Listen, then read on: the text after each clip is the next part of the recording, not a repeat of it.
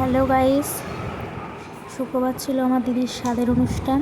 সেই জন্য দেখো আমার শাশুড়ি মা পাবদা মাছ কাটতে বসে পড়েছে। স্বাদের সব কিছু আয়োজন করা হচ্ছে। আমার শ্বশুরমশাই পটল ছাড়াচ্ছে।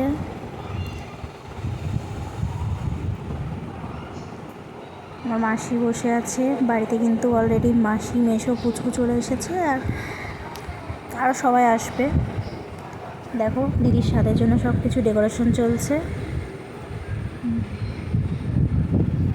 আর বড়দি সব কিছু সাজিয়ে দিচ্ছে।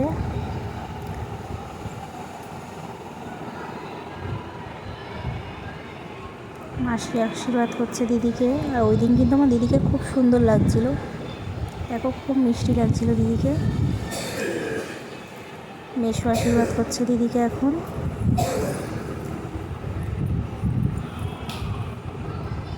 এরকম করে সবাই একে একে আশীর্বাদ করে নিয়েছে। দিদির শাশুড়ি মানে মামিমা আশীর্বাদ করতে বসে গেছে। তোমরা সবাই আমার দিদিকে আশীর্বাদ করো।